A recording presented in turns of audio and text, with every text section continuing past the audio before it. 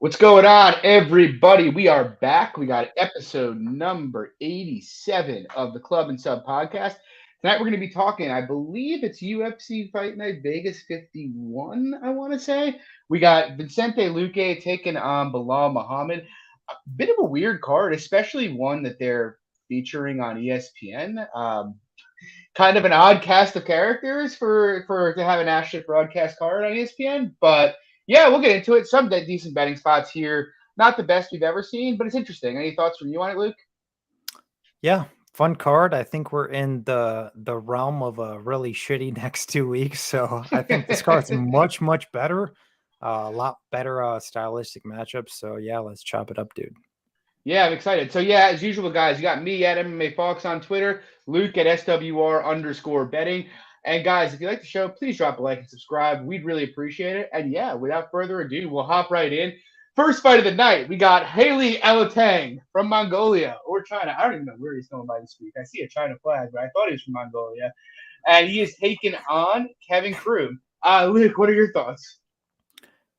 I actually think Croom is a live dog in this spot, to be honest, just because, well, not only because Alatang obviously comes from this like strong on paper Chinese wrestling champion based background, but he's a guy who's not necessarily out there, shooting 7, 8 takedowns per 15 minutes. Usually his wrestling success in the UFC has came later in the fights in general. So I don't think he's necessarily a guy who's reliable to go out there and shoot a ton of takedowns.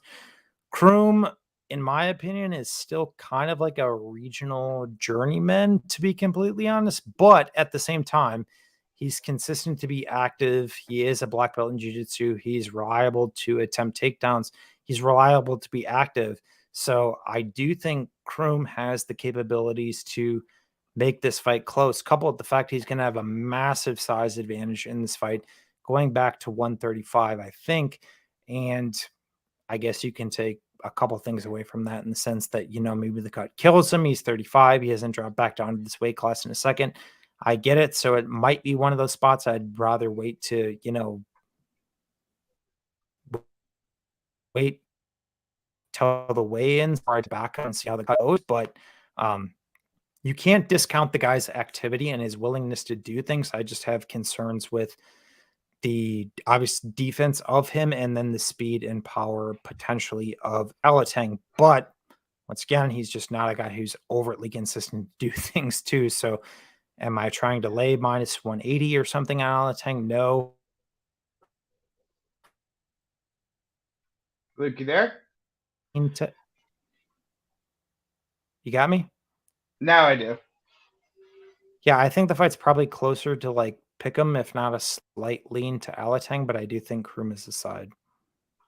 Yeah, largely with you. I'll have a small bet on Kroom in all likelihood. I guess for me, it's just like there's obviously some concerns about Kroom's defensive grappling, but like you mentioned, a Chinese wrestling champion. But like, what does that even mean? Like, I mean, all the data we've gotten from Chinese grapplers has not been good so far. And I will say, I do think you know Alatang's wrestling is decent in terms of takedowns, but it's like once it gets there, I don't really see him having an easy time controlling Kroom. I know we saw Kelleher just do it in round three, but like in terms of grappling ability past pure wrestling, Kelleher's just a couple levels above Alatang.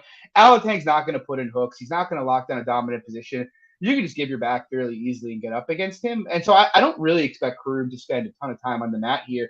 And you touched on it. I mean, just the activity difference alone is enormous here for Kroom. He attempts, I think, almost double the amount of strikes per minute from distance that Alatang does. I mean, Alatang is a guy that got outlanded by Ryan Benoit by like 30 strikes distance, something like that. And I mean, that should speak for itself. Like if this fight goes 15 minutes, I feel pretty good about Kroom's chances to significantly outland Alatang.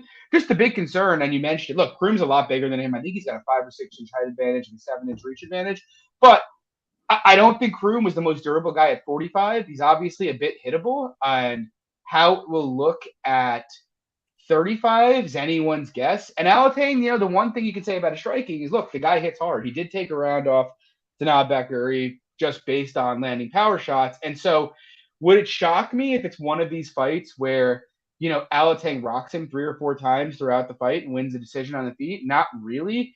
But ultimately, like you're getting plus 155 again on a guy that I doubt can get controlled for long stretches here, who I also think is a near certainty to land significantly more volume. And on top of which, kind of I made the joke about Chinese wrestling, but like I know Kevin Croom's not a jiu-jitsu master, but he is a black belt, and I kind of think if they get into some scrambles, there's a reasonable chance Croom could like maybe get a dominant position or catch a sub.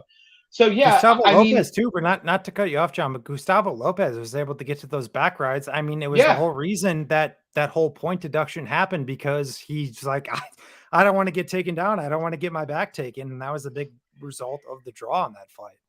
yeah, and that's the other thing, right? Like you could say, like I was fairly bearish on Croom's chances of taking down Caceres a couple fights ago, but like regionally, the guy is a proactive wrestler. He's not very good at it, but no one's really outside of Lopez tried to really grapple Alatang, and it didn't really look great there. And like Croom, I think just the size and like length alone probably could give him more issues on the mat than anybody he's faced. So it's like, I mean, I don't see how anybody could lay Alatang here, like minus 180. I think, yeah, I'm with you. You want to slightly lean Alatang, kind of just based on power. I get it. There are the questions about Kroom's durability down at 35, but he should be very minute dominant in this fight. And so, like, I'm not going huge or anything, but I think he's worth a small poke at like plus 150, plus 155. Moving on, though, we have ugh, Sam Hughes taking on Estela Nunes. Luke, would you like to regale us with your thoughts here?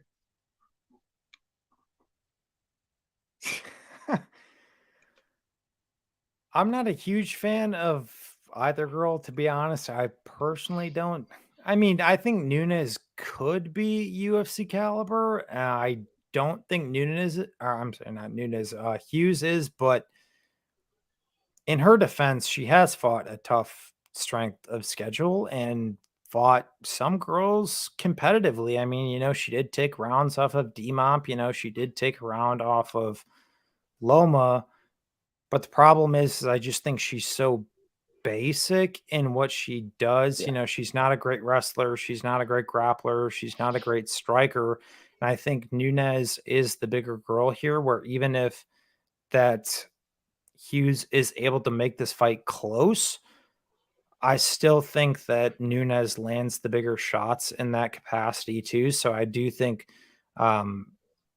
I don't want to say Nunes is the side necessarily at plus 200, but I do think her by decision, right around evens is probably the best play, because I do think what we have seen from Hughes, and probably her best characteristic, is the fact that the girl's tough as shit at the same time too. But it's still hard to unsee some of the things I have seen from Nunes in the sense of being taken down. But I would say the Asian chick she fought was a much better submission grappler than Sam Hughes. At the same time, she fought Carnelossi, who's on every single steroid in Brazil. That needs to be said as well. So we'll see. Yeah, my official prediction is Nunes' decision. I think that's probably the best play for the fight. I guess you can make the argument that I'm sorry, not Nunes, but Hughes lands takedowns and potentially grinds out something, but not for me. It's just a bummer for me for Sam Hughes, because I think the girl's just gotten such a tough run and Yeah. such a tough draw in the UFC, because she's a bad fighter in relation to the UFC, but I don't think she's like a bad fighter like overall necessarily. Like she's going to be like great on the regionals. Like she's like top tier regional in my Maybe opinion, but even just not Bellator. in Bellator. Yeah, I think she could have some success in Bellator as well. But it's also very hard to unsee, at least in relation to this fight, of her just like getting cleanly outstruck by homegirl Brazil, who's a judo girl. I'm blanking on her name. Pinheiro. Obviously much bigger, but longer, but kind of a similar dynamic, like long outside, not going to throw a ton of combos, pot shot you. I see a very similar scenario here. So I think Nunes is the side by decision. Yeah, the problem, I guess, for me ultimately is it's like, look, this is professional sport, and part of being a good professional sports player in any sport is being a good athlete, and like Sam Hughes is just an athletic zero, unfortunately. And like it's funny because I don't think the things she does, which aren't many, I don't think she does poorly. Like she's a pretty technical boxer. She's got a nice jab. The problem is she's very slow. She's plodding. She doesn't really strike in combination. She pretty much has to win point fights. And even with that being the case, look, I think she executes her game reasonably well. Had she been a bit busier in the Loma and Pinheiro fights, she might have been able to win both of those. The problem is it's just like her margins at the best of times are going to be very thin, even with an ideal matchup in the UFC. Like, she's not going to have any power in her strikes. She's not going to probably out grapple many people at this level. And like I said, she's very slow. And on the other side, you have Nunes, who I think is still a bit of a question mark. Obviously, I have some worries about how Stella Nunes is going to fare against, good grapplers. I mean, like, I don't even really rate Carnelossi as a good grappler, and you saw that she kind of mauled her on the mat. But, like you mentioned, Carnelossi, she's very strong. She's proactive. She's got good cardio, things that Sam Hughes, I'm not sure, really has. And in terms of just the athleticism and the speed here, there's just a huge gap. And even like technical ability. Look, Hughes might actually be a better boxer here, but the diversity of strikes from Nunes to Hughes is just massive. She just offers so much more stuff. She can kind of strike off the back foot, which is somewhat impressive for WMMA. It's really, really hard. Like, I wouldn't lay a minus 200 price on Estela Nunes just because of the unknowns, plus like zero grappling upside, but like it's really, really hard for Hughes to win this fight. Like, Hughes winning this fight is like Nunes just kind of fucking off on the back foot for 15 minutes and her narrowly outpointing her. Whereas I kind of think if Nunes is at all proactive, she probably cruises to a 30-27. And it's unfortunate because I agree with you. I think in the lower promotions regionally and even in Bellator, Hughes can have success. I just don't think she has the necessary diversity to have success at this level or the necessary athleticism. So I'm with you. I think Nunes should handle her without too much difficulty. Moving on, we got Trey Ogden, Jordan Levitt. Honestly, call me crazy. I kind of like Jordan Levitt in this spot. I understand why, some people are kind of enamored with Ogden. Look, he looks like a pretty good wrestler. He's obviously got a black belt, trains at Glory MMA, et cetera, et cetera. But like, the dude's 32 years old. It's like, we're not talking about someone who's 26, 27, making improvements every fight.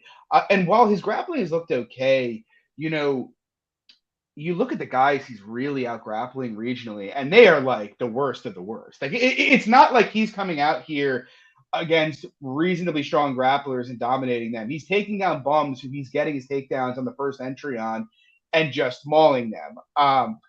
And on the other side of that, we have a black belt. You got guillotined twice by Thomas Gifford. You got rear naked choked by Nick Brown. And like, I can't find the Brown fight, which is annoying because I from what I've heard, he got absolutely owned on the mat after he got rocked on the feet in that fight. But again, and it's like, that's what like, this could be, if I had taped him on his back, a big bet on Levitt or no bet on Levitt, because depending on what Ogden looks like, there's not a lot of footage there. But what I do feel like is I don't really think Ogden puts his head in great places. I don't think he has great grappling awareness, and I think he's mostly coasted by smashing guys who just were kind of like overwhelmed, just weren't good grapplers. And Levitt on the other side, look, everybody wants to fade Jordan Levitt. I want to fade Jordan Levitt. Believe me, I did fade him with Claudio Puelles, but I kind of think people underrate him. Like, he's the kind of guy who, when he's really up against a physical specimen who's a good defensive grappler, he's just not going to have a lot of tools to offer. But if he has a grappling edge, he's the classic, minus 300, plus 300 guy, where if he's in the wrong matchup, he's always going to be plus 300. But if he has the right matchup, he's just going to be dominant. Look, everything is going to come down to like whether or not, well, I would say for Ogden, it's going to come down to, can he stay upright or can he dominate in top position? For Levitt, I actually think Levitt has some equity here for sweeping Ogden, getting position on top of him and subbing him, or just kind of putting him in deep guillotines. We've seen Ogden have those issues before. I do think he's a bit loose on top. And look, ultimately, I kind of trust Levitt against most low-level grapplers, and that's kind of how I rate Ogden. I know he's a black belt technically. I just don't see a lot that impresses me. The only times he's had any real tests, he's lost. Yeah, look, I think Jordan Levitt is like barely UFC level, but I think he's a tricky enough submission grappler that against kind of a freight train wrestler like Trey Ogden, who will leave his neck out there, it's hard for me in his debut to cap him as a favorite here. I kind of think this should be nearer to the minus 110, minus 110 range. I'm contemplating a small poke on Levitt. What do you think, Lee? So disagree from here. I played Ogden. I honestly think that it's kind of a similar scenario to the Pulis fight. I think there is just I shouldn't say distinct wrestling advantage, but I think there's a decent one here for Ogden. I just think he's the better wrestler in the matchup. And I do think he's a guy who can just go ahead and lock down a guy like Jordan Levitt, where we saw when, those different leg lock scrambling initiated base sequences just weren't coming. He just didn't have much from that, where that's kind of where my question was with Levitt at certain points, obviously being a funky, jiu-jitsu based guy, what is he going to do, when a guy can frame, gets a half guard on him. And we kind of got that question answered, that he just really couldn't do anything in those scenarios when Pulis really established that top hip pressure. He couldn't do anything. And I do think Ogden has the wrestling to do the same thing at the same time, coupled with him being a black belt as well. Obviously, he's been submitted in his last three of his four pro losses. I get that. But one of them was a club and sub that it needs to be noted. And I do think that Nick Brown, the guy who did sub him, I think 2.5 years ago, that was his last loss, is a much better pure wrestler than Jordan Levitt, who's also a brown belt in jiu-jitsu. So that needs to be noted as well. So I think Ogden's like 65 minus 200, probably 66% in the fight. So we'll see. Obviously, there's going to be some exchanges. I think that Levitt definitely could sub him. We'll see where my confidence interval is there, come Sunday. But I do think this dude has the game to lock this guy down. Yeah, fair. I mean, we'll see what happens. Like I said, it's like that's kind of where my hesitance on Levitt is. It's just like there's a lot of unknown variables here, I feel like. But yeah, we'll find out. Questions will be answered, as they say. I just don't think he's fought any good wrestlers, though. Yeah, that's true. You're not wrong. I guess for me, it's kind of like I also kind of think Pulis' grappling was kind of defensively better than he probably got credit for. I don't he was doing some like pretty cool shit to sweep Levitt there that I'm not as sure Trey Ogden will be doing, if that makes sense.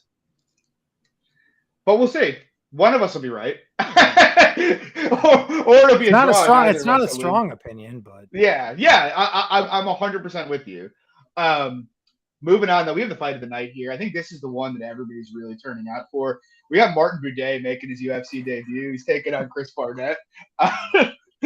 Luke, what are your thoughts on this fight?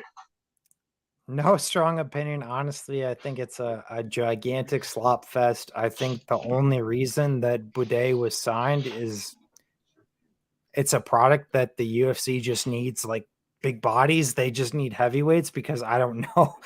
Even with a first round finish over Lorenzo Hood, I don't know how you can watch that fight and say, bro, oh, this guy deserves to be in the UFC. This guy 100% deserves. I'm sorry, that was a disgusting, ugly fight. Yes, he won the fight. I'm sorry, but Lorenzo Hood sucks. Dude, sucks. He almost won Vietnamese to the quad. I was on the under 1.5 there, and I was like hitting my head on the table. I'm like, Jesus, dude. Like, seriously, like you can't make this easier. You can't make this any easier. So honestly, that was like a big thing for me. And then obviously I watched a ton of his like Czech regional tape or whatever it was. My point being is that I don't have like a general strong opinion on the fight. I do think Barnett's the side, just based on the fact that I don't think Martin Buday should be minus 200 over probably anybody in the UFC. I think it's a low level fight, but from a betting perspective, I think the best take here is actually anti-violence. I like the fight starts around 2, right around evens. I think that's taken some steam. I like the over 1.5. I think at plus 130 or so. The narrative that these guys both just die, I don't think 100% holds up. Like, actually, if you look at Chris Barnett, he's only, I shouldn't say he, but in general of his overall fights, I think only 9 have ended in the first Yeah. round of his 29. And you see Martin Buday, only half have ended in the first round. So it's not like there's this like crazy like death 5-minute sample, from either guys just, necessarily killing each other or dying at the same time. Barnett kind of plays that outside weird kick based game. And what I will say, he did survive, quote unquote extended minutes against established fighters and Vellante and Rothwell. You can say you want about Vellante. Obviously, Vellante retired. Rothwell, on the tail end of his career, but nonetheless, 2 guys who have been in the UFC for a long ass time. At the end of the day, Buday's beaten a bunch of Euro cans. Take that for what you will. So I do see a very sloppy fight when no one's able to finish each other. And I think that, over fight starts round 2 should be much, much higher. Do I have any confidence in backing, or should I say, would I want to back Chris Barnett? Probably not. But people who are like parlaying Buday and have this like excellent confidence in this fight, I don't really understand. Yeah, so funny story about Chris Barnett. So I obviously bet John Vellante big against Chris Barnett. That did not end well. About 5 days later, I'm out at my in-laws' place, and I see my brother-in-law, and I'm like, he's like, "Oh, how was the event last week?" I'm like, "Oh, Vellante got wheel kicked, and it all went downhill from there." And he's like, "You bet John Vellante?" I'm like, "Yeah, why?" I, I just like, how did you even know this much about it? He's like, "Oh, Vellante and I are like best friends. We played football together in high school. He didn't train for the fight." And I'm just like, we've known each other for 5 years, and this is when you're telling me you couldn't tell me this before I bet John Vellante. Yeah. but anyway, look, Chris Barnett, I think he's been like a club and sub target for a while. Like someone we've been trying, or I've been trying to get. Obviously did not go well. I felt my heart fall out of my body after he wheel kicked Vellante. But honestly, Barnett, you look at his record, the guy's like 21-5, and it's not by accident. Like, he is kind of your classic high regional guy, right? He's going to spark out a lot of guys who aren't quite UFC level, but he's kind of the guy that, like, when he gets to the UFC, he just kind of runs up against it, both size-wise and athletically. I mean, he's a small heavyweight. But, he's a reasonable athlete for his size. It's just like it's hard to put that athleticism to use against big guys. But also, he's going to be competitive with not great fighters. And with that said, Martin Buday, when you're taping him, it's just like you mentioned, the Hood fight. It's like Lorenzo Hood wanted out of the fight 3 minutes before it ended. Like, he was sitting there begging for them to stop it to quantities, like literally, and he couldn't get him out of there. Like, Martin Buday's basic game is kind of just like lumber forward slowly into the clinch, try to hold you there, maybe try to take you down from there and beat you up there. It's kind of like funny because I kind of think there's this perception, and it's reflected in the total price too, that Martin Buday is going to be some elite finisher because he's finished all of these guys. But then I watch him and I'm like, dude, he's not fucking finishing people in the UFC like this. Like, I know he's finishing bums in Octagon like that, but like, dude, you're not going to just get clinch finishes or like easily just make move to mount against UFC level fighters. Yeah, I really don't rate Martin Buday at all. I honestly was like fairly shocked to see, the amount of people that I've seen tip Martin Buday this week. That being said, am I betting John Vellante, or not John Vellante? Am I betting Chris Barnett here? No, because like I mentioned, he is so small, and Buday is a reasonably sized heavyweight who might just be able to body him. But I am thinking about the over. Like, honestly, the over 1.5 at $+ seems kind of weird to me. Like, and you correct me if you disagree, but like I don't think Buday in space, I don't think is this like enormous hitter who's going to be like flatlining a bunch of guys in the UFC. And like Barnett is hot enough. Yeah.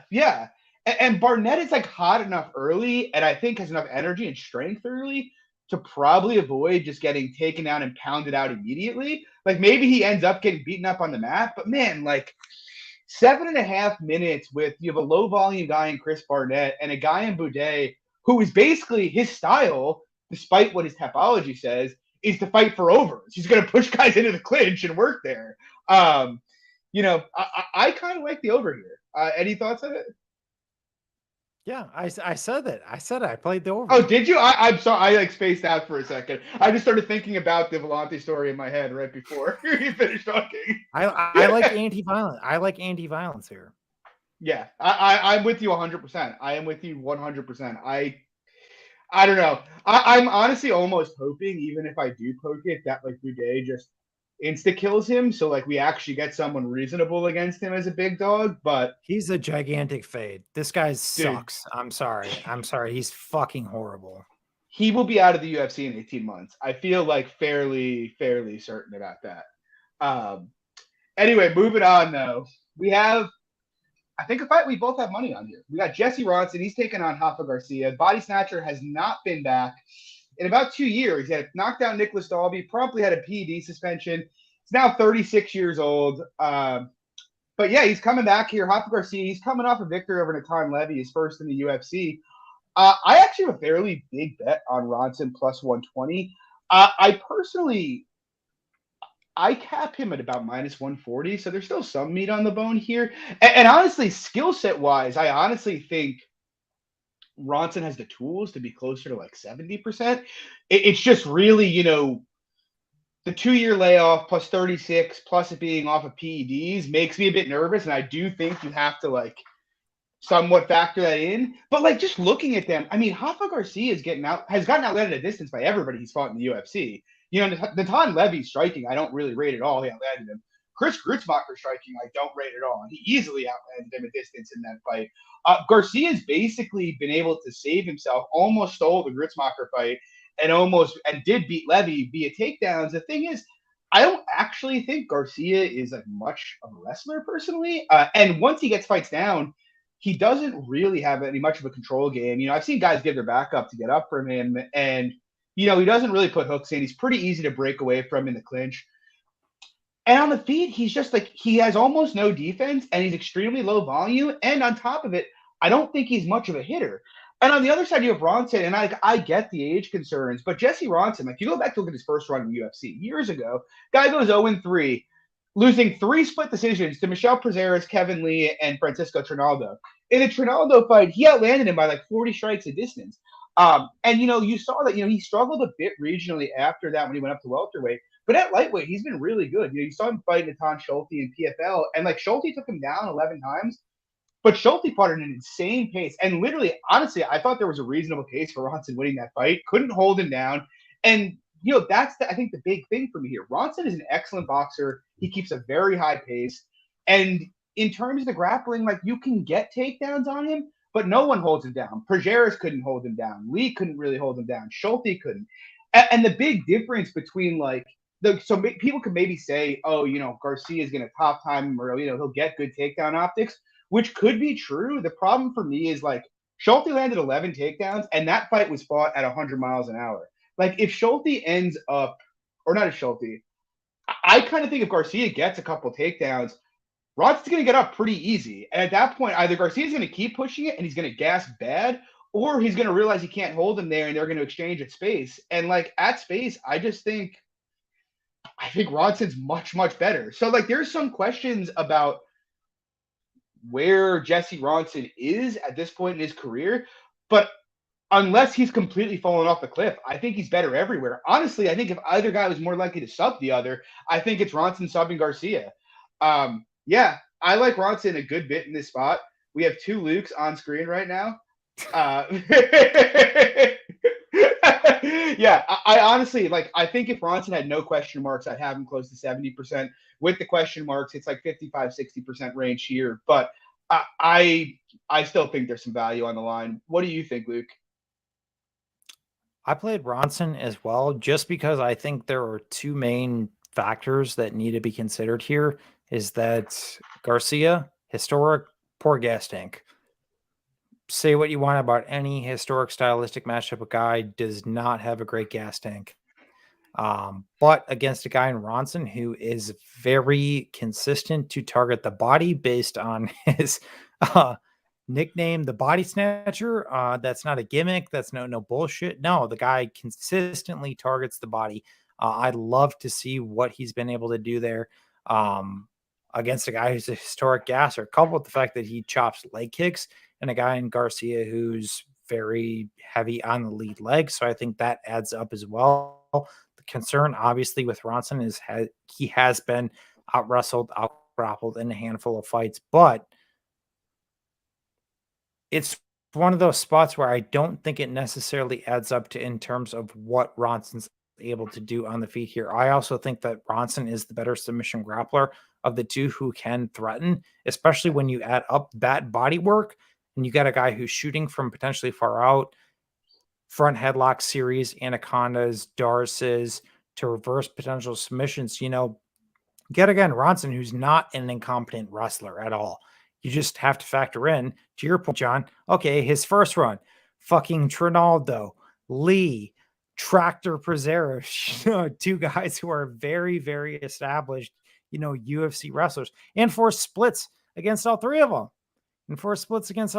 So I don't think that can be ignored at all. Guy comes back, goes out and fights Dalby, fucking drops him, subs him as well. I have been a Garcia truther in the capacity that he's a guy who's going to win a lot of UFC fights based on certain stylistic matchups, but based on other stylistic matchups, he is a guy who's going to significantly struggle in the UFC. I bet 2 units on half of Garcia against the Levy guy he fought in his last fight, because that was a great stylistic matchup for him. Yeah. A fucking karate guy who's not going to throw a ton, who can't wrestle. Great. And even that fight was still close as shit. At the end of the day, he still only won 29-28. I bet that dude at plus 100. But give me Jesse Ronson at plus 100. I think he's got that attritional work that is going to give Garcia a lot of troubles. I do think there is merit to Garcia just potentially, squeaking something via wrestling. But in terms of who's going to be more effective, who has more finish equity in this fight, who's more proven, who's more battle tested, who's the bigger party, to your point, a dude coming back down who's going to have a massive size advantage in this fight at the same time, and like 3x the amount of pro experience. Give me Jesse Ronson at plus money. Yeah, I agree. And like Ted said, everybody does seem to be on Ronson. And honestly, that's my biggest concern. It's like, but I can't steer away from it, It's like I can't possibly project Garcia to have more success than he's had in any of his last 3 fights against Ronson on the feet. And I have to project him to have less success than he's had grappling against pretty much everybody he's fought in the UFC, So it's like with that dynamic. Even if you look at Gritzmacher is not a historic, massive body threat. Gritzmacher beat the shit out of him to the body. Now he's fighting a guy who's exponentially bigger, who consistently targets the body. I think it's one of the most underrated things of this entire fight, that this guy's going to go out there and be Lance Armstrong when a guy's consistently targeting the body, who's going to be consistently targeting the legs. Give me plus money on Ronson, bro. I agree with you. I completely agree. Moving on. What an interesting one. You can keep this short. We had Klose. He's about minus 800 now in some spots, taking on Brandon Jenkins. I visited the dog shelter that was Brandon Jenkins in his last fight against Zurong, and that was an absolutely awful bet. Zurong more than paid off his minus 300 price tag. The reality is Brandon Jenkins, he's just not a UFC level fighter. The guy's got pretty much no defense. He's a poor grappler. All he is he kind of will throw together the occasional highlight reel KO or something spectacular. But the bottom line is he just doesn't have the skill set to compete at this level. And on the other side, you have Klose, who, look, there's nothing sexy about Klose. No one gets super excited about Drakkar Klose fights. But, dude, Drakkar Klose is a good UFC fighter. He's beaten a fairly decently high level of competition. He gave Beneil Dariush one hell of a fight. And, Klose is the kind of guy, I'd price Drakkar Klose minus 300 against a guy like Zurong, who was priced and really justified minus 300 against Brandon Jenkins. Look, MMA math isn't a thing, but the point that I'm making is, look, Klose is a guy who's getting lined evens and whatnot with guys like Jeremy Stevens, Bobby Green, a relative Beneil Dariush, a relatively high level of competition, and Jenkins isn't UFC level. Personally, I capped it near minus 500 for Klose. He gave some concerning statements in an interview he did this week about, kind of the lasting injuries he had from the Jeremy Stevens push. But with that said, look, I have even if Jenkins gets out to plus 800. I don't really have any temptation here. Klose should really butcher him. I'm almost tempted by the under, to be honest with you. What do you think, Luke? Yeah, I think it's a great spot for Klose. I've heard some takes, close decision machine, blah, blah, blah, blah, blah. But we've seen this multiple times, honestly, where we've seen these guys who are fighting, perennial top 25 competition. They're decision machines. They can't finish, an 18-year-old in a whorehouse, what, whatever. But then they get a step down in competition.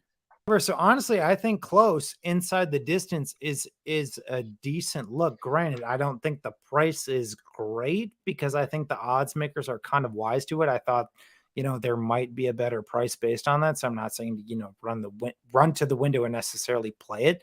But I do actually think Klose finishes. To your point, John. Yeah. I mean, it's a massive step down in competition. We're talking about a guy in Klose who's beat guys like Bobby Green, Lando Venata. He's Mark Casey.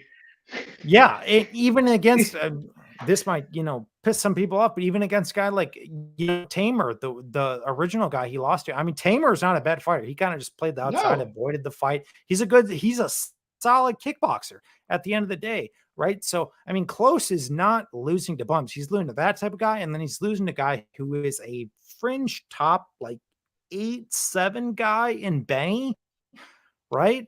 So those are the guys that Klose is losing to, right? And now he's fighting a guy in Brendan Jenkins, who, if I'm being completely honest, the only reason is here is because he took that step up against Ron, or whatever. They said, all right, short notice, boom, here you go, Brendan Jenkins. All right, did not look good. That guy made Zhurong look like fucking Jordan Burroughs. That is all I'm going to say. Zhurong is not a great fighter by any stretch of the imagination. He made that guy look like Jordan Burroughs. And they say, okay, thank you for coming in on short notice. Here's Drakkar Klose. I understand that there are some disconcerting things. If you watch Drakkar Klose tape, he's hittable. He has been taken down before. He has been put in some dominant base positions. I get it. But you really have to factor in the level gap here. This is a great layup spot, in my opinion, for Drakkar Klose. I actually think he does finish Brendan Jenkins, and that's how I'd play the fight.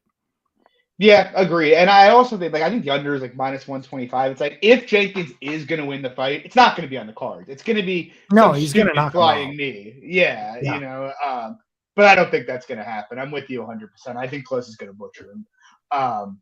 Moving on, oh God, does not get much better from here. We got Lena Landsberg. She's taking on Piatti Kadzhiev. Any hot takes here, Luke? I do have a hot take here. I think Landsberg is a live dog in this fight. All right. I really do. Obviously, you got Landsberg, 2.5-year layoff, 40 years old, has a baby. Horrible from a narrative perspective. Not anything you want to hear at all. But stylistically, once again, how you cap that, it's tough. It's tough. But if you watch both of these girls fight, I have no idea how you get two Piatti Kadzhiev minus 400 here.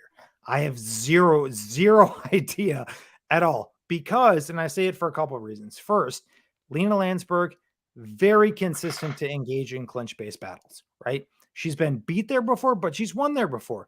She's won in the wrestling. She's lost in the wrestling, but she's very consistent, irregardless, to force those exchanges, where we've seen from the couple times that have been initiated against Piatti, against Avila and Pennington, she's lost both of those fights. Well, and Chiasson, well, she shot a shitty shot against Chiasson, and then Chiasson subbed her, which is still a horrible look also. But throw that out the window. I'm just talking solely about the clinch-based exchanges. You can say, okay, yes, well, both those girls are better fighters than Lena Landsberg. I can't really disagree with you on that. But my point is that you have a girl in Kadzhiev who is a volume-based boxer who does not wrestle, who has no power, who has no submission upside, against a girl in Landsberg who's going to force clinch exchanges.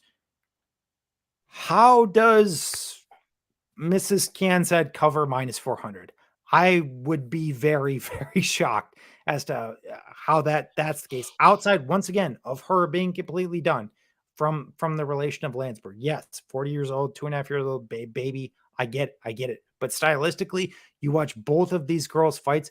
I think that Lena can make this a very, very competitive fight. If you told me that they were going to pit Peony against, a girl who's going to sit there at range and just get butchered at space and, just get boxed up, it's like, okay, well then, yeah, Peony minus 400, 100%. But we have an extremely long sample size from Lena Landsberg who says, for better or for worse, I'm not going to do that.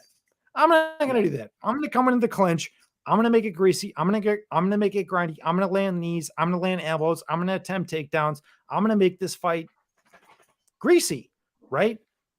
So I don't see how Panny is minus 400 in that scenario if that's what happens. That's all I'm saying. Once again, she could be fucking done. She 100% could be. But what I will say, there was a very similar scenario taken and narrative taken against Sarah McMahon 3 weeks ago. 40-year-old Sarah McMahon. She's done. She's a quitter. She has nothing. She goes out there and wins a fight. That's all I'm saying. That's all I'm saying. So if you're expecting Panny to go out there and blow the doors off of her, I'm not convinced. I think Landsberg's live. I'm probably going to play her. Yeah, so I don't disagree with a lot of what you said, but I guess whatever the opposite of the WMMA whisperer is what I am. So it's like, I don't know. I'm kind of with you. I'm probably not going to play Landsberg unless it blows out more, to be honest, because I do think those are like fairly significant considerations, and at like 40 post childbirth, 2.5 years off, it's a lot. I will say though, I do think stylistically it's not awful for her. It's kind of funny because I think a lot of people like Panny because of how nice her boxing is, but people kind of forget like Penny hasn't, outside of like the JRC fight, and even that wasn't that clean. She doesn't really have like a clean win in the UFC. The Betch fight she won Davis. That was a 50-50 fight. She got outlanded. The Betch fight's probably her best performance, but even there she dropped around to like late stage Betch Correa. Yeah. I mean, the Eubanks fight, she was getting dominated, and then Eubanks did a Eubanks and gassed out. You saw with the Pennington fight, like you mentioned, she looked good early, and then Pennington realized, oh, wait, I can just abuse her in the clinch. That's what I'm going to do, and did it. And it's just like, look, I think Panny has some talents. She's a talented boxer. It's just like past the boxing, she doesn't really have a whole lot. It's a question to me of, can Landsberg dictate where this fight goes? And by that, I mean, can Landsberg have the fight on her terms and force it into the clinch, or can she force it to the mat? Because I do think if Landsberg gets on top of her, it's probably a round, and she could probably do some damage there. And I think she can beat her up in the clinch. But again, in space, Landsberg's going to get absolutely picked apart here. And I'm not, Kanzad's a decent athlete. And so I am not really at all sold that Landsberg can kind of force this fight where she wants it to go at this stage in her career. It's kind of weird. It's like I either feel like Panny looks minus 1,000, like, oh my God, she was never going to lose this fight in a million years. Or it's just like, within 30 seconds, it's like, oh, fuck, Panny's in trouble. Not that, like, if they were on even terms, I would necessarily favor Landsberg, but, like, you know what I mean, right? Like, if Lena is not, like, washed here, I do think she gives her pretty substantive stylistic issues. But if she is, she's not going to compete. So I don't know. Like, if it keeps blowing out, I might take a poke on her. But I don't feel very passionate about it, Especially, the last time I decided to bet a woman off the 2.5 year layoff off a baby was Nina Ansaroff, and that really went over quite well. So fucking Mackenzie Dern, man. Moving on though, we got a good fight here. We got Devin Clark, the Brown Bear. He's taking on the GOAT, William Knight. Luke, I think you have a bet here. What's your take? I actually don't have a bet here yet, but I am considering Clark. The problem with Knight is that he just doesn't do anything really at all, and it's pretty consistent over a large sample size if you watch the course of William Knight's career. He's not a guy who's overtly consistent to wrestle. He's not a guy who's overtly consistent to throw strikes. He's obviously a very physical guy. He's very strong. He's a decent athlete, but he just doesn't do much. And the thing with Devin Clark, what I will say, he's very consistent to wrestle. He's very consistent to be active, and he's shown to be pretty strong from top position, at least from a grinding base perspective, which we have seen William Knight beat before. We saw him get beat there by Da Un Jung. We saw him get beat in the clinch against Alonso Metafield as well, despite the result. I still think that was a shit decision personally. The concern with Clark is that he dies, right? Because obviously there's a significant power edge in the matchup because Clark is an A-pure power puncher where William Knight, he has somewhat of the death touch where if he clips guys, he can definitely put you out. But in terms of general minute winning equity, I think it heavily lies with Devin Clark. Obviously, this fight is now up at heavyweight, so that throws a quasi narrative wrench in the fight in terms of how both guys are going to look as both being 205-pound fighters historically. How did they take their camp, their weight cut, or I shouldn't even say their cut because they don't have to cut now, but their diet, all that stuff. But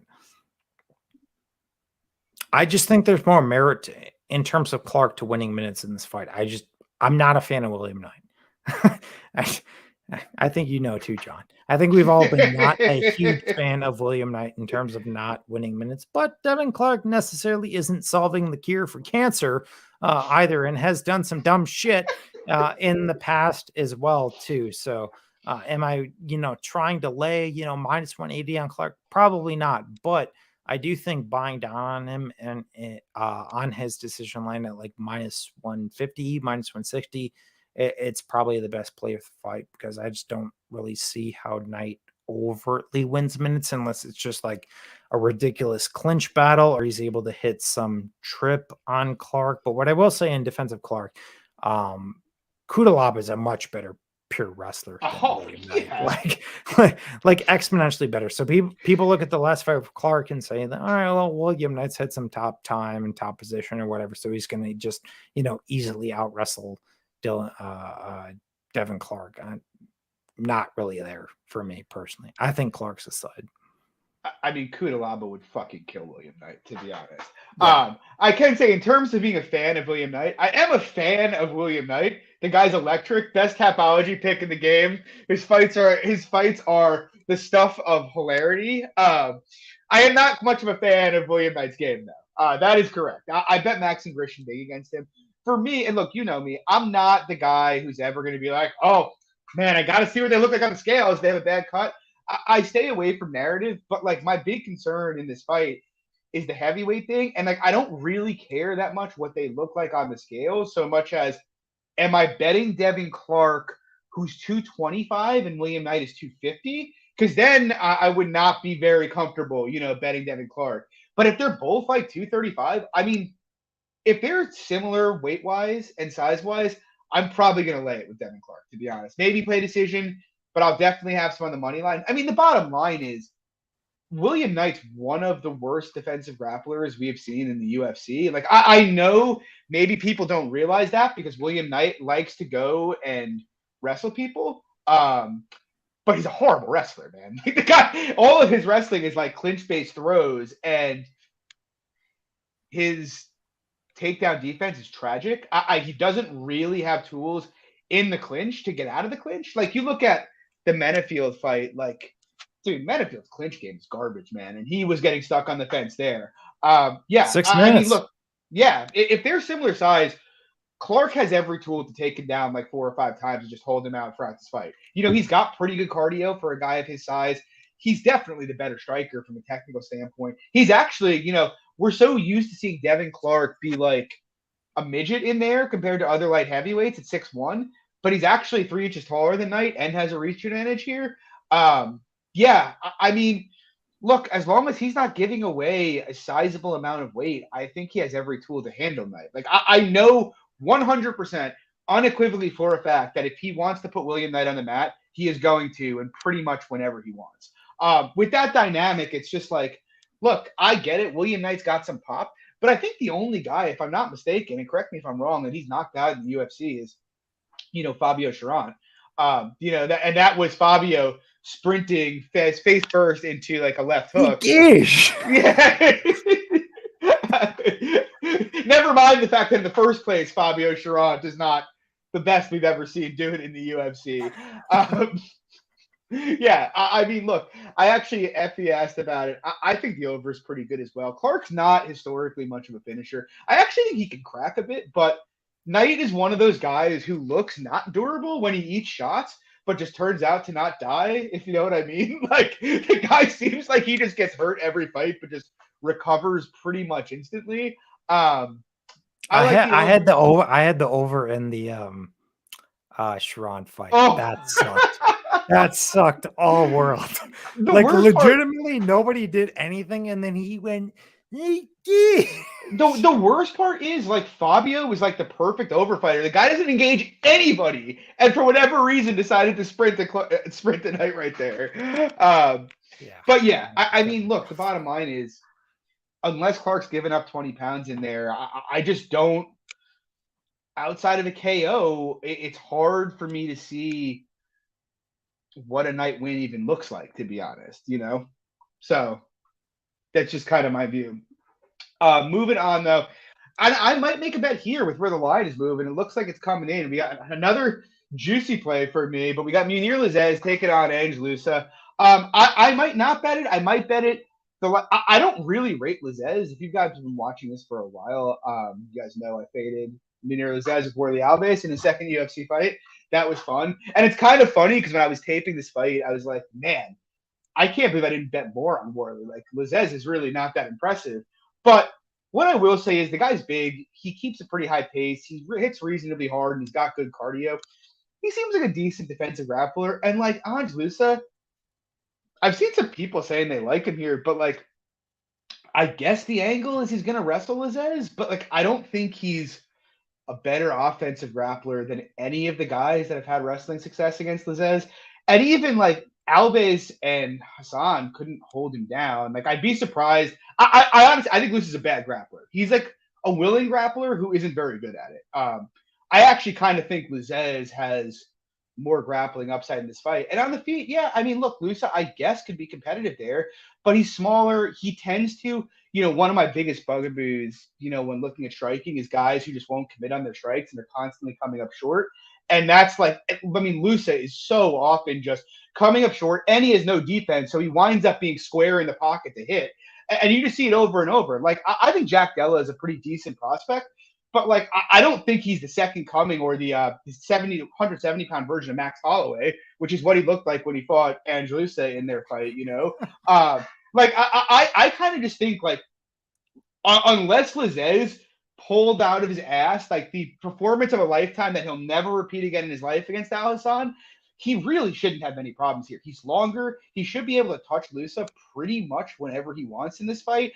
Look, the guy ate a million shots on the chin from Al Hassan and didn't break. Like, pretty sure he's pretty durable, and it looked like that in his regional tape as well. On top of which, one guy's fought great competition, one guy's looked mediocre to bad against bums in Lusa, and Lusa's on super short notice here. This was supposed to be Zaleski Santos against Munir Lizaz until like 2 days ago. I don't know. I think there's a pretty clear edge on the Lizaz side here. I think he's like 70 to 75%. I'm probably going to lay it. What do you think? Yeah, I think that's a really interesting point. Like, Homeboy was only 40% to Zaleski, who's a proven fucking top 25 base guy. Like, throw my opinion or your opinion out the window. I mean, that's where the line sat for a second. It was coming to Lizaz. Yeah, I mean, so people said, like, I mean, he was obviously a dog, but I mean, people were still giving this dude a good amount of respect against a very established guy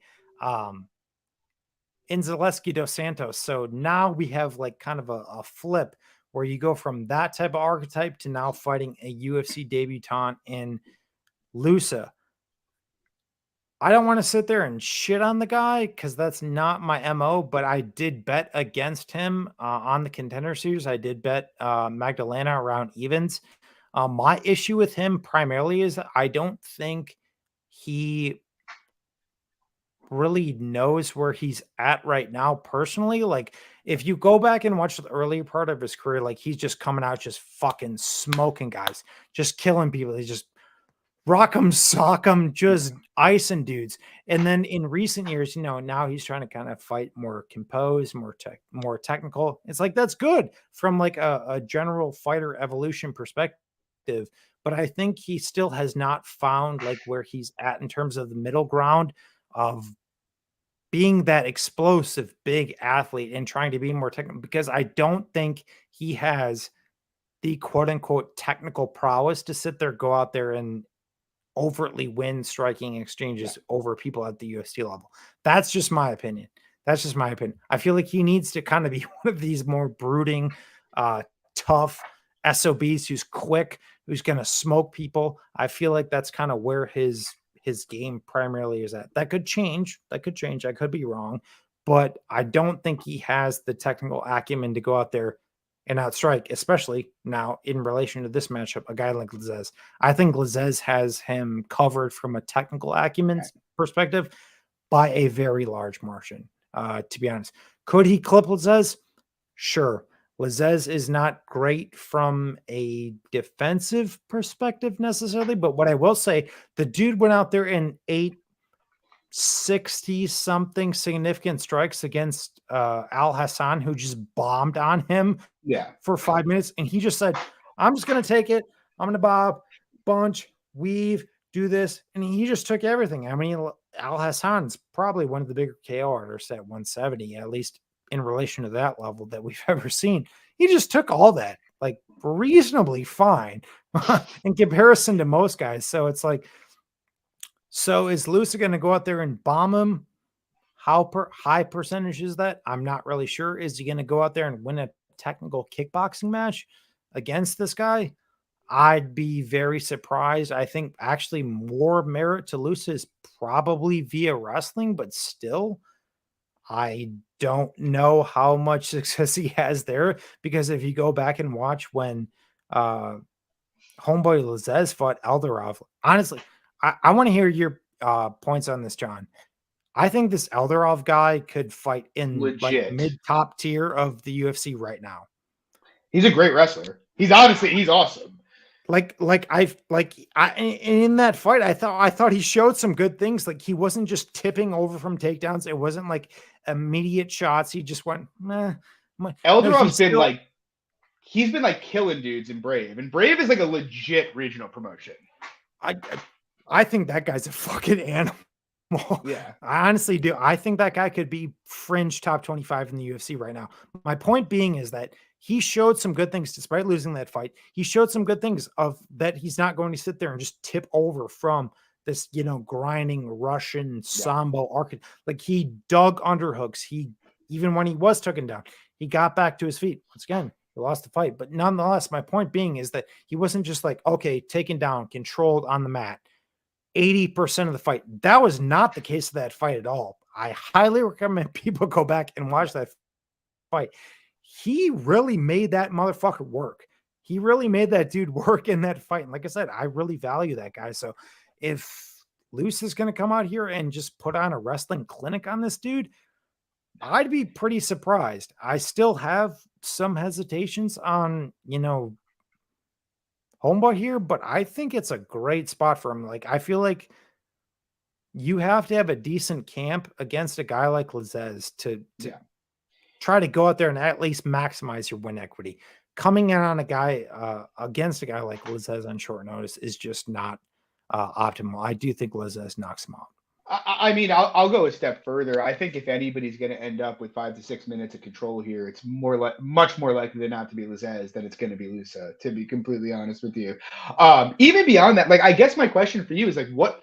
And I was thinking about this because you're right. Early Lusa's career, it's like he was KOing dudes left and right.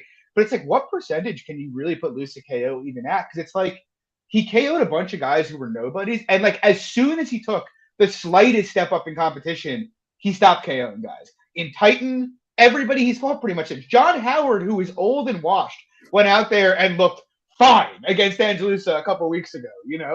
Yeah. Can you put it past like 15 to 20%? I think that's it's KOing a UFC guy at 25-30% is a big ask for somebody who is not KOing regional guys. I don't disagree. My only thing with that is Lizaz is he's kind of one of those slippers who kind Yeah. of does this type of gimmick where that's the one thing I will say about Lusa. I think he is an explosive, like athlete-esque based guy, whatever, where I think he can clip people, but from to your point, like a technical perspective, I mean, how high percentage is it? So I'm Yeah. I'm honestly I'm gonna lay Lizaz. I think Yeah. Lizaz is 75-80% in the matchup. It's kind of like similar in some respects too. I mean, look, I don't get me wrong. I think Julio Arce is a higher level for his weight class than Munir Lizaz is for the UFC, no question. But it is somewhat similar to that, the bit to his fight last week, where you saw Daniel Santos, who looks like a neat, nice prospect, take a titanic step up in competition. And like you're seeing the same thing here. The difference is I think Santos is a much nicer prospect than Ange Lusa is. Lusa, you kind of touched on it, but he's almost like a bunch of disparate parts that doesn't know what he wants to be. Like, he's not particularly high volume. He doesn't sit down in a shot. Sometimes he wants to wrestle. His gas is pretty suspect, to be honest with you. Yeah, I'm with you. I'm probably going to lay it too. I kind of like if Lizaz doesn't beat Angelusa, like unless he just gets memed, it's like what does his future even look like? This is Well, a fight that he then should. my opinion changes. Yeah, if he if loses he the doesn't get decision, memed, like to your point. like if he which could happen, but again, I don't think it's high percentage. It's just like if he loses a decision to this guy, then it turns out the Alisson fight was just like pulling it inside straight and having it the best night of your life. But I don't think And so we all because we feel have, terrible. yeah, we will, but like we have like reasonable competition regionally for Lizaz where he looked pretty good. So yeah, I mean, I think he's going to take care of business here. To be completely honest with you. Um, with that, we move into another huge favorite here. We got a couple of these coming up. We got Pat Sabatini taking on TJ Laramie. Any strong thoughts from you here?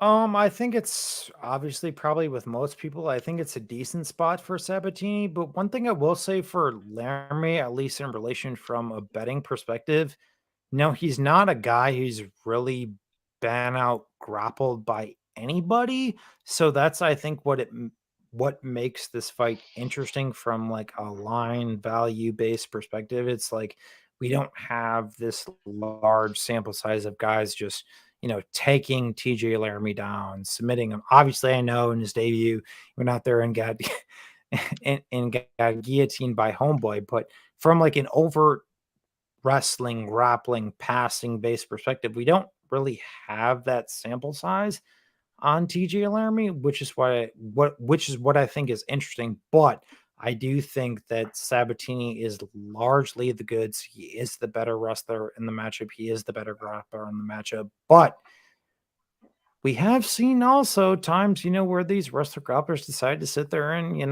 we say, TJ Laramie does stuff some early shots and they go out there and box. I mean, Sabatini ain't minus 400 in a fucking kickboxing match against the guy. That's what I will say. That's what I will say definitively. Once again, am I laying Laramie? Nah, absolutely not.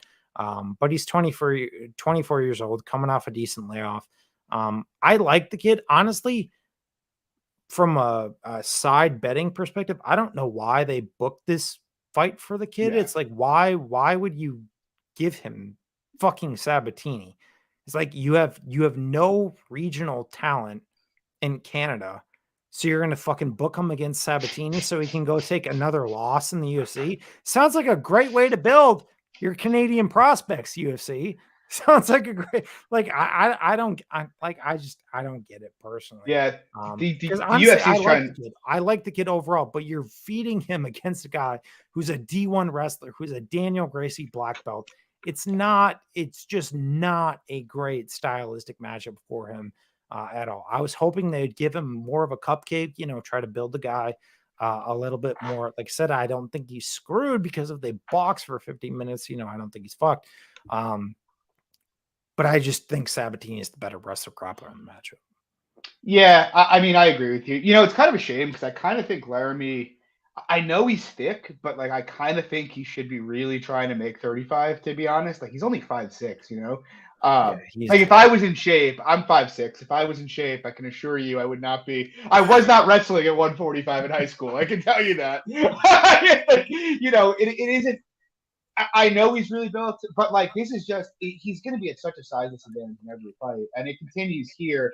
And to your point, look, I guess theoretically, look, Laramie's got more MMA fights. You know, perhaps he can sprawl and brawl, and if that is the case, you know, then he's pretty live. But um, it's just so hard to guess that dynamic. And the one thing I think we both know is that grappling tends to be a fairly binary aspect of the sport. And you generally, if you there's a huge grappling gap between two guys, usually the guy with the grappling edge tends to look more like -1,000 than he does like -400. Am I advocating betting Sabatini? No, because we just really haven't seen um, Laramie's defensive grappling really, you know, tested too much. But my gut feeling is Sabatini's gonna be able to get him down. Look, the bottom line is he's got a better wrestling pedigree than Laramie does. He is the much better jiu-jitsu player. He's the bigger fighter. I kind of think the most likely outcome of this is him just absolutely dominating Laramie here. But again, there's enough missing data points on Laramie that it's like, oh, you know, if he can check this box and keep Sabatini out of the clinch and off of him, he can make it a competitive fight. It's just like it's not the kind of spot where it's like missing data points that are reasonably likely to land on being yes. I think the missing data points are more likely than not going to be, oh, Sabatini's just a much better grappler. He's going to do what he wants to him. And if that's the case, he's going to cover his price. Again, I'm not advocating laying Sabatini here or even parlaying him. I just, my gut feeling is he's just going to waste him. But hopefully Laramie can sprawl and brawl and we get a decent fight and learn something about him. So, yeah. Anyway, moving on. More interesting fight. Well, maybe more interesting. I don't know. We got Wu Yanan. She's taking on Myra Bueno Silva. I'll be honest, like, I am tempted, mildly tempted, to take like a 0.25 unit or 0.3 unit poke at Wu Yanan just because, dude, Myra Bueno Silva should not be -500 to a warm body. Like, I think my wife could cover that price against her. And she's never stepped foot into a martial arts gym in her life. You know, like this is, it's just like, look, I will give Silva credit. I'm obviously joking, but like, I'll give her credit for being like, physically strong. She hits hard. She's very durable. She tends to march forward and keep coming. But in terms of her actual MMA skills, look, she's got virtually no defense. She's very hittable. She tends to be very, very low output if you don't just stand in front of her. You know, if you do stand in front of her, she'll get off on her stuff. But if you move, she tends to kind of just take pictures. I don't think she's a very good wrestler. Her bottom game is all playing guard and nothing else. You know, she's just basically her fight, like, she's a good athlete for WMMA and has the physicality that in theory should make her good at WMMA. But her whole entire style is like a minus for like what you're looking for to win rounds in MMA. And on the other side, you have Wu Yanan, who is almost the exact opposite. You know, she is like, she does a lot of stuff that like I like. You know, she keeps a high pace. She'll mix in takedowns here and there, but she has almost zero physicality whatsoever. I think she is not the most durable ever. And she's just someone who's going to get bullied by more physical girls. And so it's like you have someone who's very physical in Silva against someone who's not at all physical in Yanan. But at the same time, it's like I can very easily imagine a scenario. Like, it is not hard for me to imagine, oh, close fight where Yanan lands 120 strikes and Silva lands 70 and drops a close decision because the entire time she's smirking at her and just walking forward and not cutting angles. You know, Yanan can actually move side to side, and Silva just, for whatever reason, refuses to cut off her opponents at the point of attack. So, again, I'm not like passionate about Wu here just because I do think she's pretty bad. And I do think there's a huge athleticism edge for Silva, but it's just like at 85%, you can't put someone at 85% that could potentially get easily outlanded, you know? Again, maybe she covers it and can just bully her, take her down, or knock her out. But I don't know. I'm considering a poke on Wu. What do you think? So pretty strong take the other way. Not Okay. from a me laying Bueno Silva minus 500 perspective. I think that Silva inside the distance is actually one of the best prop plays of the entire week, personally. I mean, you look at the track record that Silva has fought. Granted, it hasn't been pretty in terms of how she's overall performed. You brought up a lot of points. There's some disconcerting things about her. She blocks punches with her face. She has played guard in the past. I get it, but she's also fighting perennial top 15 girls at the same time, where she's fighting a girl in Yanan who's going out there and getting tossed around by a girl like Gina Mazzani and made her look like Jordan Burroughs out there, uh, who's getting stuck in arm bars by white belts. I don't think Wu Yanan is a UFC caliber fighter personally. I think that Bueno Silva has a level of physicality that is just different personally. Obviously, I know she isn't, out there going, knocking girls out in UFC per se. But Wu Yanan only defends strikes at 51%. The shots are going to be there. I think Bueno Silva has attritional KO based finish equity. And despite her not wrestling at all in the UFC, which is why this is a bit of a ledge take, because I love my historics, and everything. But Weedon's grappling and defensive wrestling sucks. At the end of the day, it's black belt versus blue belt. I think that Bueno Silva actually puts on her singlet, and I do think she comes out here and wrestles. And I think she submits Yanan within the first round. I just think the levels on the ground are actually different. You can't discount the fact that Bueno Silva did submit a girl like Jillian Robertson, who is arguably one of the best submission grapplers in that entire division, against a girl in Wu who has no business being there in general, let alone from a grappling perspective at all. So I think people look at it as it's a chick fight. It's pitter patter, blah, blah, blah. I disagree. I think Bueno Silva finishes her. But Myra didn't even try to grapple against Fialho. No, I hear you. And I will say from the ITT, a lot more range components in that game. What I will say in that, Fialho plays a much better range game than Mrs. Wu. But I will say, to your credit, like, if Silva is minus 500, her ITD has to be closer to like even money than plus 175, So yeah. I don't, just from a market standpoint, I don't disagree with you, because there's no chance she's 45 to 50% wins. Like if her decision equity is, 40%, 50%, she's probably not minus 500, Like I said, it's one of those weird takes in the sense that, like, I can't sit there and point to this one stat or this one fight or whatever. Like, I get it. I'm taking a bit of a ledge perspective here. I think she fucking finishes this girl. I don't think Wu has any business in the UFC. I'm with you, honestly. And honestly, fading Chinese grapplers is going to be plus EV in general. So, not Maheshate. Don't tell Bo that. Bo will no. Maheshtate's coming for the title. Up next, though, I think we both have a play here. I'll throw it to you first. You got Miguel Baeza. He's taking on Andre Fialho. What are your thoughts here? I like Baeza actually a decent amount in this fight. Fialho is a guy who I've heard a lot of takes about, even pre this fight and before he was coming in against Pereira. I just don't really know what people see in this guy. Like, I keep hearing people say that this guy's this elite level talent, or he's this top prospect, or all this. Honestly, guys, if you watch his tape, he's a one-dimensional boxer who has power.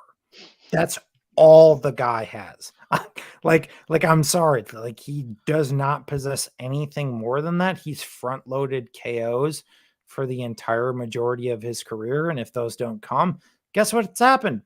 He's fucking gassed and he's lost. in every single fight. Like it's a consistent trajectory. And we're not talking about one fight. We're not talking about two fights. We're talking about 3 fights. We're talking about 4 fights. It's happened in multiple fights. People talk about his fight with Pereira. It's like, okay, Luke, he took that on short notice. Well, guess what? Also, Pereira gassed. Pereira gassed also in that fight too, and he still won the fight. As Pereira gassed too. My point with Fialho is that I think once again he's reliant to front load a bunch of KOs where you got a guy in Baeza, who in my opinion is one of the better prospects in the entire division. He just has much more tools. He's the better boxer in my opinion. He's much quicker.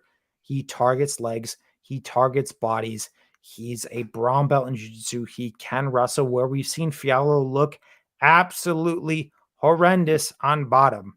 Yeah. I've seen a lot of takes on this fight this week where people just completely disregard the grappling of this fight. It's like, you really need to go back and look at some of Fialho's regional tape when he's been put on his back. It has not been pretty at all. So I think Baeza has a 100% path here on the ground. The conjecture is whether he takes it or not. So I get that from some perspective. Obviously, Baeza has been clipped a couple times before. I get it. But even talking about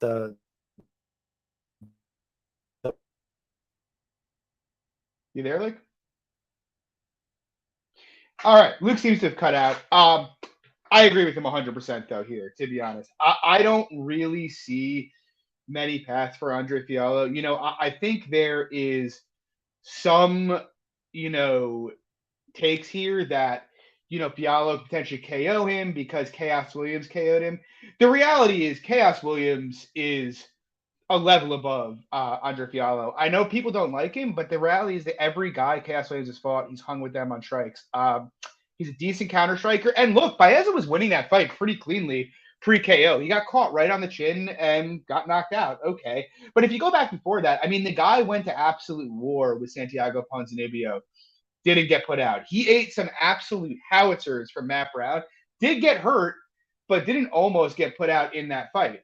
I don't really think Baeza is chinny. I do think he has some defensive issues. If you can work your way inside, you can touch him. But, this is the kind of fight where it's like, I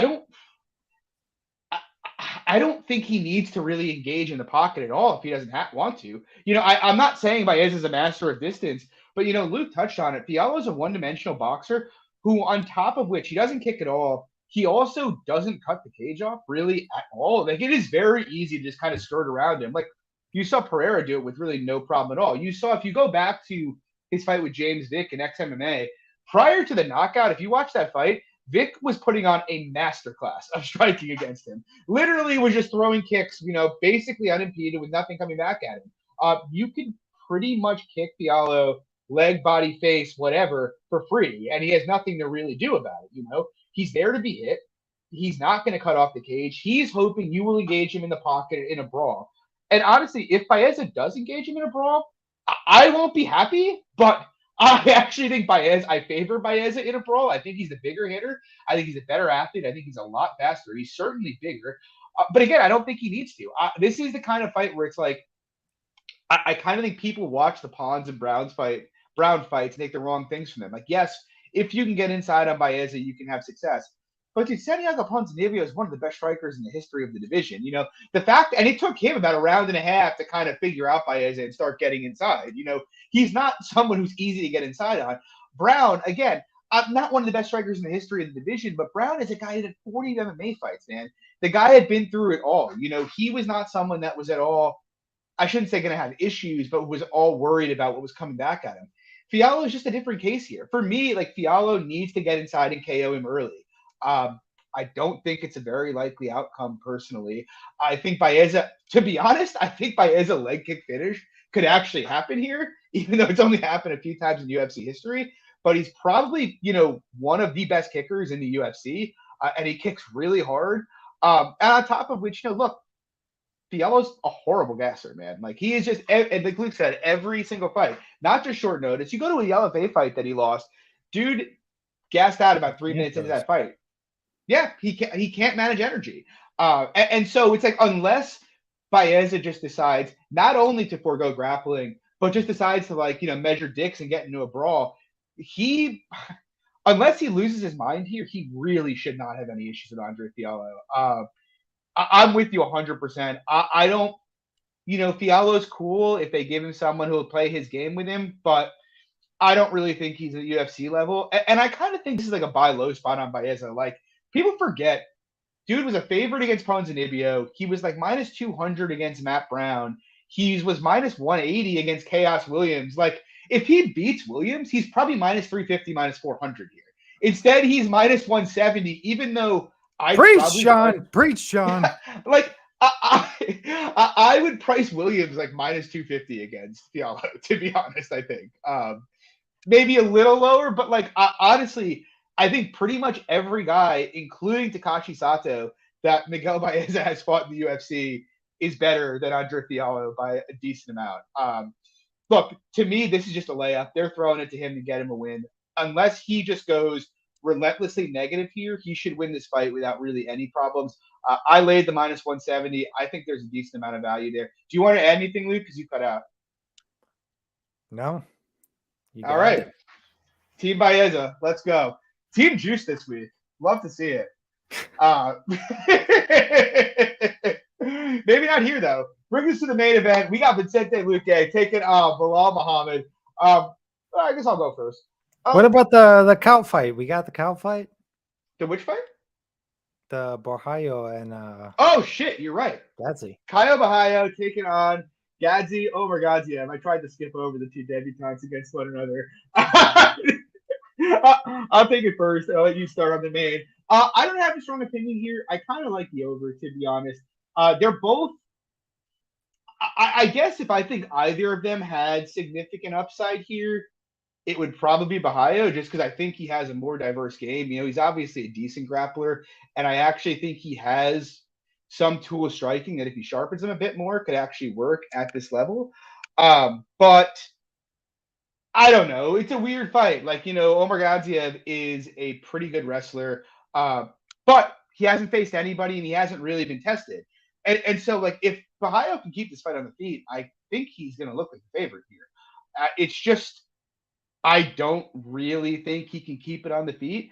I think the most likely scenario here is Omar Gadzhiev gets him down fairly early and likely holds him there. There's not really a ton of data of Bahayo on his back, but he strikes me as the type of jiu-jitsu player who's more likely than not to play guard. And even if that's not the case, the one thing I can say about Omar Gadzhiev is his top pressure is pretty good.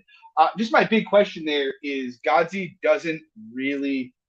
I don't really rate his striking at all, and he hasn't to date really fought anybody that can provide resistance on the first level of his takedown. So if it turns out he can't chain from his like typical overhand right into a double leg, if he can't chain off to a single or work to the body lock, I am not sure if he's going to be able to hit consistent takedowns. But I do, based on the available data, and neither guy has fought a high level of competition, I think the line's probably right. I do sort of think Omar Gadzhiev is more likely than not to get takedowns and get a ton of top time. But again, I mean, they're both debutantes and they both fought low level guys, so it's hard to feel confident. I do think decision's the most likely outcome here, though. Luke, what do you think? I've been a huge supporter of Bahayo. I cashed on him in his last two fights. I think the guy's a pretty solid prospect, but to your point, it's kind of a weird style dynamic in the sense that Omar Gadzhiev, combat sambo world champion type of guy, going out there and just running everybody on the ground. Bahayo, judo, jiu-jitsu guy, but overall, usually the combat sambo type of guys beat these type of guys more often than not. But we still just haven't seen really a ton of range striking from Omar Gadzhiev. And what I will say for Bahayo, I think he's much better at range. And I don't necessarily think he's a guy who's going to just 100% concede takedowns here. I think he's going to be able to threaten with some stuff. I think he's going to be able to make this guy work because Omar Gadzhiev just really has not faced any adversity at all. No. You can definitely make some of the same cases for Bahayo at the same time, at least in terms of the grappling. So that's where it's just like a gigantic question mark for me. how much can he stuff? How much can he make the guy work if he can? What can Omar Gadzhiev do in kind of that Russian coast? Because that's kind of what I think his game is. He's not high output. He's going to throw kind of range findy Makachev based kicks. But Bahayo is the much better striker in my eyes. Yeah. And I think kind of Bahayo beats his ass on the feet in some capacities if this dude can't essentially land takedowns. So I do think there's potentially more upside from Bahayo, but it's one of those fights that honestly you could sell me on either guy looking like a great spot, a great favorite. It's another one of the spots where I don't even know why the UFC booked these two guys together. I think Makes honestly zero sense. I think they're two of the better prospects they signed of the contender series this year. Like, why the fuck put them together? Like, where's the marketing in that for It you? Like, why have either lose right now? Like, what? Like, where's the mindset right there? yeah, No, feed the Russian, honestly, some motherfucker from Albania. Give Cow some fucking, journeyman from the States or whatever, build them, give them a couple W's. Why put these guys together? Like, I legitimately don't get that from a matchmaking perspective. Because I think honestly, both guys have decent ceilings in the UFC. They're probably one of the more talented fighters that came off of the contender series. Why put them together? It doesn't make much sense to me. yeah, I'm with you. And like Bahayo was originally booked to fight Jamie Pickett, and like I actually thought that was a much more interesting. It was a nice measuring stick test, whereas this is just like we don't know who either of them are, and it's like after this we'll know one is better than the other, but still not really know where either of them are. If that makes any It sense. just So doesn't do anything for anybody, though. It just and why doesn't is it a do co-main anything for event? any of them, even in a win. Like, it doesn't do anything for any of them. I agree, and it's a co-main event. Like what? This is the on Is ESPN. it really? And yeah, it's the co-main, and it's like you want to bring new people in. That's why you're on ESPN, and you're gonna have Omar Gadzhiev if he has his way come out and just wrestle fuck and lay on top for 15 minutes. Like that is really what you're trying to get people amped up with. It's very very I don't strange get it. matchmaking. It is very strange matchmaking. Um, Moving on, though, we have the main event. I'll start with you here, Luke. We got Belal Muhammad. He's about plus 150 right now, taking on Vincente Luque at about minus 170. Interesting fight. No real betting interest for me. I think if I was to do anything, I'd probably take more violence-based props on Luque. Obviously, these guys fought back in 2016. Luque knocked him out, so I'm not going to be the guy who's necessarily going to sit there and say, that's 100% what's going to happen this time. But I do think there are advantages for Luque in terms of the attritional based damage that he can work here, where Belal has kind of fought some rangy based guys, but at the same time, despite his defense, he still actually gets hit quite a bit. And I obviously do think Vicente Luque is the much bigger hitter. We've seen Belal shoot from far out at points, despite his wrestling success recently, obviously over Wonderboy Thompson. People want to look at that. You got to give the guy credit. The guy went out there and wrestled Wonderboy, over the course of 10 minutes. Not many people have been able to do that.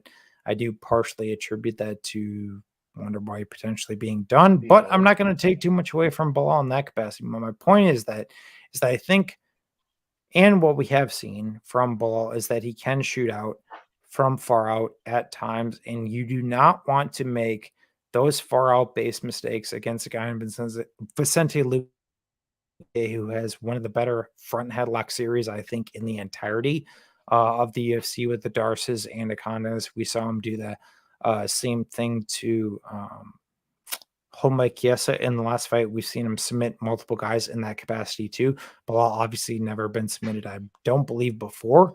But you can't be shooting out from far out. So to me, it comes down to, is Belal setting up his strikes to set up his takedowns? Because I think actually the wrestling of Belal is the best path for him in this fight. Take the grinding that has what quote unquote has been given Luque some troubles, with the Edwards fight and a couple other fights in the past, but can he do that over the course of 25 minutes, set it up smartly? I'm not really sure.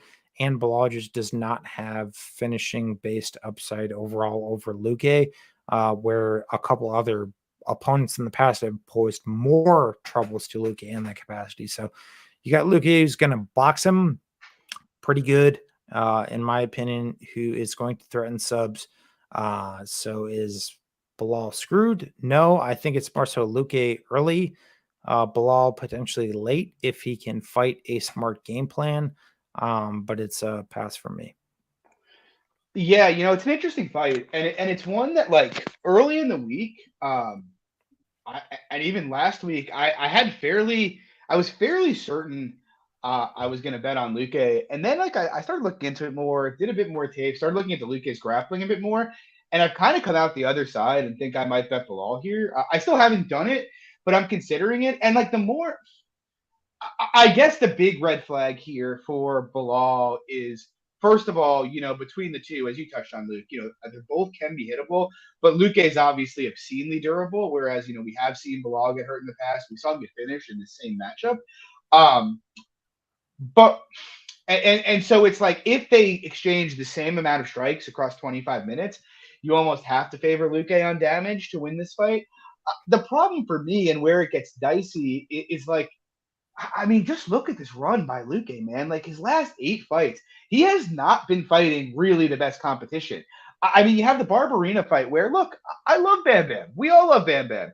But like the guy is not a top level fighter. And he was 30 seconds from losing that fight when it got stopped. Actually 6 seconds from losing that fight. Derek Krantz, garbage, not even almost UFC level, took him down and put him in danger early in that fight before he finished it. The next fight after that, Mike Perry takes him to a split decision on the feet. Like there was almost no grappling involved. Outlands him in that fight. Stephen Thompson, look, it's Wonder Boy, so it's forgivable, but absolutely lights him up like a Christmas tree. Even the Randy Brown fight, I'd argue that's probably his best performance in the UFC. But like even that before, the KO, Brown had started to come on somewhat strong in the second round of that fight. It's just the guy. It's funny for a guy that is who has as high an output as Luque has. He's a horrible minute winner. He has no defense whatsoever. He tends to be very plotting, and so when guys don't just stand directly in front of him, he gives up a ton of volume. Like we saw, and when guys do stand in front of him, he gives up a ton of volume as well. Even Nico Price, it's like Nico Price hits hard, but Nico Price not known for being a minute winner, and him landing 129 significant strikes against you is pretty rough. And so it's like I look at that and I'm like, okay, well, Bilal, he's not an idiot. He knows he can't just stand in front of him. He's going to try to, dance around it here. And I kind of think on numbers, Bilal is more likely than not to outland him and potentially substantially here.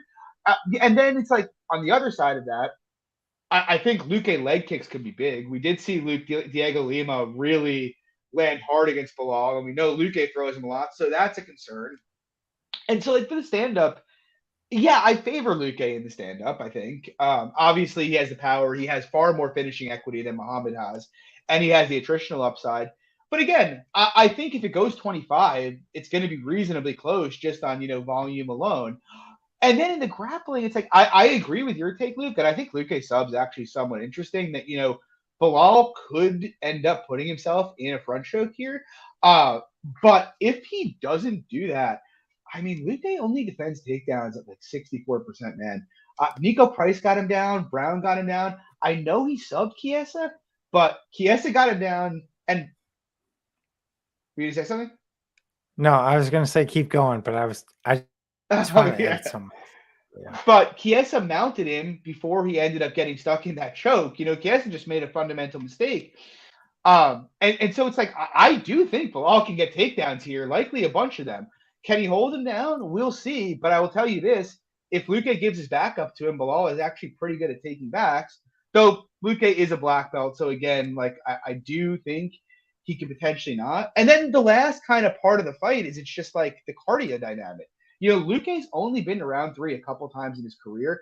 We have seen him gas out really badly in the past. And it is possible, especially if Belal pushes the kind of fight he needs to push, which is a grappling heavy fight, and tries to make him work, that Luque could slow down precipitously and just lose the last 2 rounds at a pretty decent clip here. The last time he was really fighting somebody that tried to push that kind of fight over a 15-minute fight was Leon Edwards. Now, granted, it was a long time ago, but he basically death-gassed in that fight. And so it's like I look at it and, yeah, the athletic upside, the physical upside, the talent upside is all Luque. No question about it. But dude, the guy fights close with fucking everybody. He gives up takedowns like the plague when guys go for it. And we know Muhammad's going to go for it. We know he's a smart fighter. And he almost certainly has a cardio edge. And even striking, if he doesn't get put out, which obviously not a given, but if he doesn't get put out, it's probably going to be pretty competitive. So, like, I kind of think implying Luque past 60% is kind of crazy. I'd kind of maybe put him as a small favorite just because of finishing equity. But, yeah, like, I'm thinking about taking the Belal stab. What do you think, Luke? I know you broke it down, but you said I did already talk about the fight. No, I hear your point 100%. The later this fight goes, I do think it does favor Belal. I mean, I've never made any bones about that. It's just about approach. It's about approach. Yeah. And I think Luque is the goods in that capacity. I mean, he is going to make you work for every single inch that you're going to do. So I think that Belal has to fight. I wouldn't say a perfect fight, but those entries are going to have to be perfectly timed. He needs to stay out of the pocket. Yeah, that's part of it too. Are you going to sit there and brawl with Luque? Because I'm sorry, bro, you ain't going to win a brawl against Luque in the pocket. So we're going to see. I've just been a fan of honestly both guys. I mean, Belal's made me a lot of money over the years too, but stylistically, we'll see the approach of both guys. Like I said, I'm not counting Belal out at all. But I do think certain scenarios definitely favor homeboy here. So we'll see.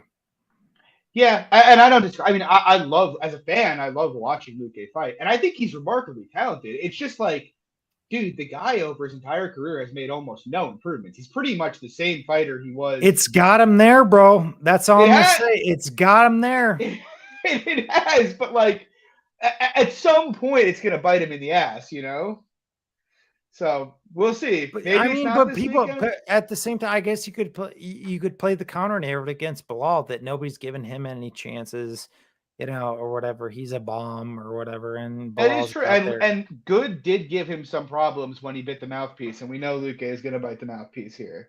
So Jeff Neal gave him a lot of issues too. Although I kind of think Neal pre-sickness would have fucked up Luque, to be honest with you.